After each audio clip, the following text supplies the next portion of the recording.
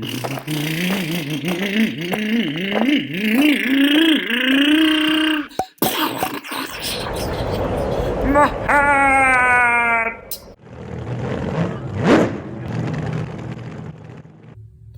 just for fun, because, I don't know, I have nothing better to do right now. No, I'm kidding, I always have something to do. But I have this Fantom Gauss Meter, and I really do like it. So I'm going to go over the Fantom Gauss Meter real quick, and then I'm going to compare it to this other one. This is sort of the surprise. This one's not out to market. I'm going to talk about this one in a bit.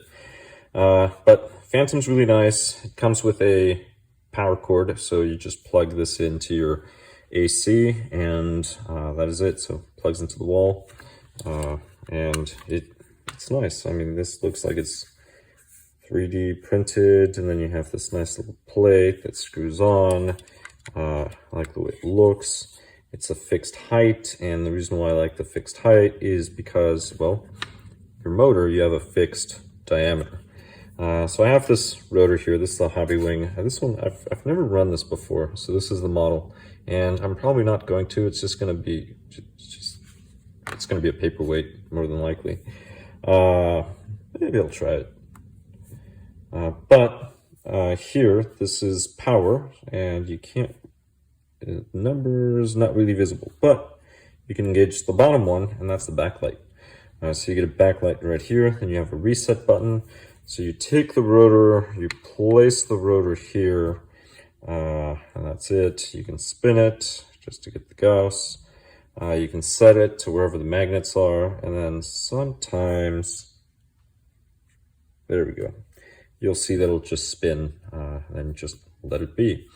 So this is all right. I don't know, maybe I'll give the rotor out to one of my buddies or something. I have no idea. I'm not going to use it. But anyway, then you remove the rotor, and it saves it. So here it gives you the max. Here it gives you whatever the position it is, and then you hit the red button.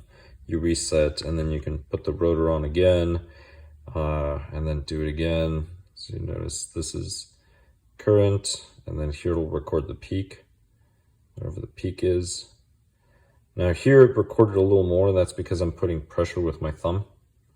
I just realized this thing was lifting a little. So it's under 1500. You know what? It's not bad. It's not bad. This is an RPM rotor. That's really what it is. It's made for the G3R. And G4 as well. It's not zooming in. It's because it's focusing on, there we go. Oh, I have it on backwards. Let's do that again. So this is the rotor. So we'll take that number. So let's say it's about 14, we'll call it 1484, just for kicks. So 1484, we'll say the average is. Right, I can move that one over there. So 1484. Now this one over here, this is actually my buddy. My buddy made this one, so he 3D printed the box. It's pretty cool. I like the fact that he branded it AndyTech. So just in case you don't know my friend's name, his name is Tech. I don't know what Andy is, but anyway, that aside. Gauss Meter 2000. I'm not sure why he went with 2000s, but that's fine. So again, 3D print. And for this one, you just need a USB cord. So you can use your computer, you could use a phone charger, whatever you want. As long as, well, maybe not whatever you want. And don't go wild and crazy, keep it within reason. And that's it. That's how it works. Now, one of the differences here is this one has these little set screws right here. So there's little grub screws right in there. So you can actually adjust the height depending on what you're looking for. So here, this one is set to be similar height to what a motor would be, but you can change it. So if instead of measuring the Gauss from, say, let me zoom in, from the center right here to the edge of whatever the stator would be, because that's really what matters, maybe you want to set it from here to the stator. I have no idea. The point is, this one you can adjust the height, you can calibrate later. Now, it all depends on what you're using it for. So in my case, I have this one. So if this one's close to that, that's fine. If this one ever breaks, then I can just resort to this one, so no big deal. So thank you very much, Mr. Extra Crispy. He goes by Extra Crispy. That's kind of his thing. For this one, now I have a spare. I've actually kind of used it to compare the two, and it's pretty good. But let's just say you're an individual. Now this one's, he's not selling these, but one of the reasons why I'm making this video is maybe he'll produce them and sell them for a very good price to my subscribers. I have no idea. Extra Crispy, I'm just kind of throwing it out there. Yeah, I'm kind of putting you on the spot.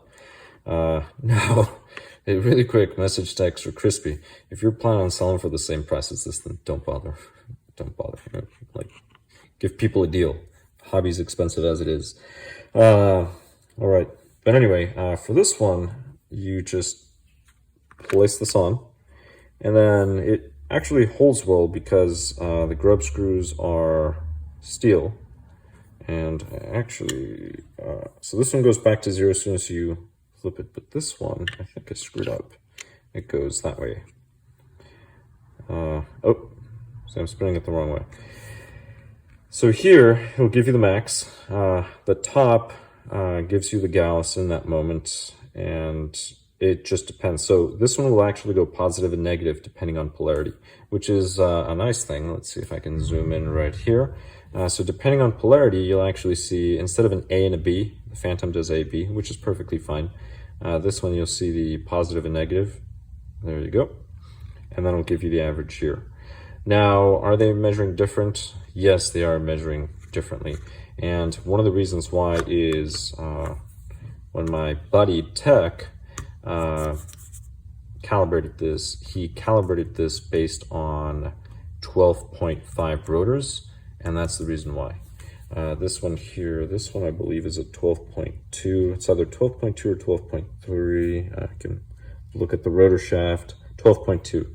So this is at 12.2, and that's the reason why you have a slightly smaller diameter. So the surface is not the same distance. So, right, if I just drop it there, it's going to measure a lot higher.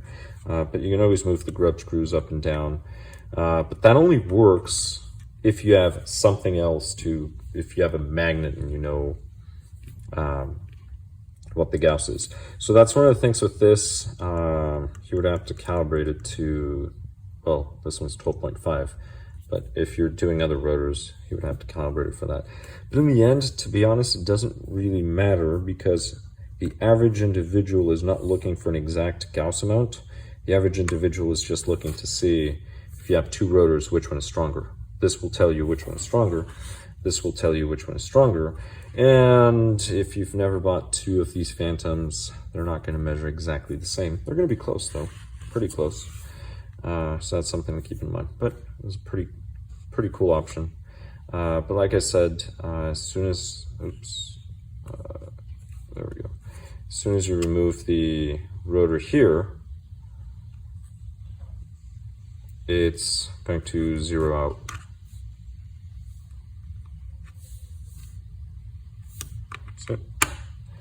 And that's it. So that's how it works.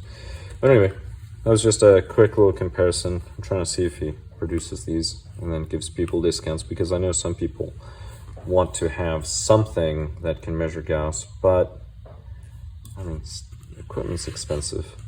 But here we go. So this one's out of market, this one is not, and this one is made really just to see if Extra Crispy will comment on the video saying he'll make some for people that are interested. Again, not sponsored by anybody. Extra Crispy, if you want to sponsor me, just let me know. I'm kidding, I'm joking. Anyway, that aside, thank you so much for watching. I'll catch you in the next one. What? Oh, my hair! My tongue! My rod!